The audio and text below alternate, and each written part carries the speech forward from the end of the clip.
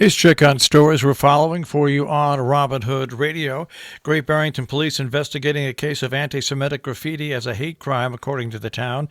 Police were notified Sunday the words Nazi kite was found written in red marker on the side of the Macedonia Baptist Church on Rossiter Street. Church leaders say they learned of the graffiti Sunday from a church custodian who found the graffiti late on Thursday.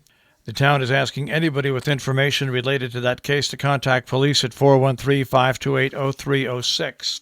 The Sharon Board of Selectmen on September 8th approved the exploration of funding town sidewalk improvements via the recently announced State of Connecticut Connectivity Grant. The Connectivity Grant proposal is due October 16th and could provide the town with $125,000 to $600,000 in funding to improve the sidewalks on Main Street, New Street, North Main Street, West Main Street, and Upper Main Street. Interested individuals are encouraged to contact and leave a message via the Board of Selectmen office at 860-364-5789 extension 2 to help with the grant application and or provide their input. A new survey shows Connecticut nonprofits are scrambling to stay afloat during the pandemic, two-thirds having to cut services and 1 in 5 unsure if they can meet payroll. The analysis prepared for the Connecticut Community Nonprofit Alliance also found that 67% of the organizations are unable to hold fundraising activities, while others face declining donations or had philanthropic grants placed on hold. Little Guild has announced its 7th annual Run and Wag 5K will be offered virtually this year, open to everybody, walkers, runners, and adults, children, and dogs, now through October 31st. Participants complete the 5K however they choose on their own schedule at their own location, all at once or in segments. Registration is available at runandwag5k.com. For those who can't participate in the 5K but want to help, at runandwag5k.com, you can offer to make donations as well. Region 1 Superintendent Lisa Carter announced at Wednesday's All Boards Chair Committee meeting the Region 1 has received more than $1 million from the state's Coronavirus Relief Fund. The money has to be used by the end of December and put primarily towards personnel expenses, only covering funding for Housatonic Valley Regional High School, pupil services, and the central office, but not the elementary schools. Carter says all schools are getting some money, but Region 1 is getting an astronomical figure. Salisbury Board of Education has a meeting set for tonight at 5:30. It is via Zoom. The Sharon Historic District Commission meeting tonight at 6 p.m. In Kent, the Kent Center School Board of Education holding a special meeting. That'll be held tonight at 6 o'clock. That is a Zoom meeting as well. The Planning and Zoning Commission in Salisbury meets tonight at 6:30. Tonight in Pine Plains, the Budget Workshop meets in person at 6:30 at the Community Center. A virtual meeting is being held in Sheffield, the Conservation Commission. That'll happen tonight at 7 p.m. Also tonight at 7 o'clock in Cornwall via Zoom, it is the Zoning Board of Appeals. Coming up in Salisbury at 6 p.m., there's a blood drive at the Congregational Church on West Main Street in Salisbury. That will be September 30th at 8:30 in the morning. J.H. Ketchum Host Company Dover Firefighters Carnival Oktoberfest held at the Dover Elementary School grounds Wednesday through Saturday. The parade, rides, food, beer, fun for all ages, September 30th through October the 3rd. In Dover, the town board has their regular meeting at Town Hall on Wednesday at 6:30. The Incredible Namkug Pumpkin Show returns October 1st with even more jack-o'-lanterns. More information is available at their website.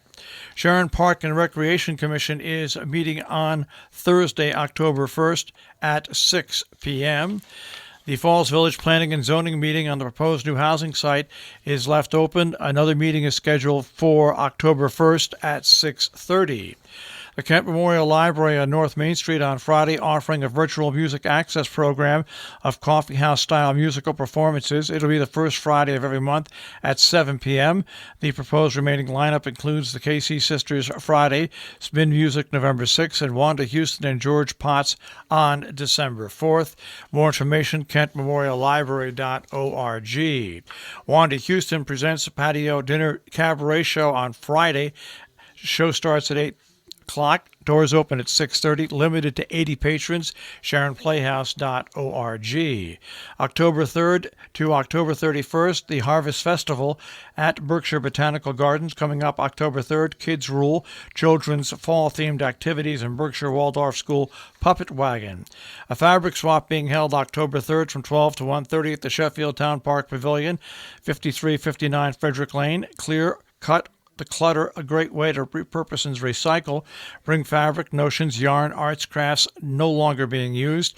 Take home items you need or want. It is a free event. Sharon Audubon announces the following in-person and online offerings at their Audubon Center, 325 Cornwall Bridge Road in Sharon. Coming up on Saturday from 1 till 2, Moose in Connecticut, online via Zoom by Sharon Audubon Center. Sign-up is required. A benefit for the Cummings family will be held at Veterans Field in Sharon on the 3rd from 1 until dusk. COVID rules are in effect. There's 50-50 raffles, performance by the Maximum Dosage Band. Kent Memorial Library hosting a virtual book event and signing with Sergio Transkosco on Wednesday at 7 p.m. via Zoom. The event is free. You can register to receive log information at kentmemoriallibrary.org.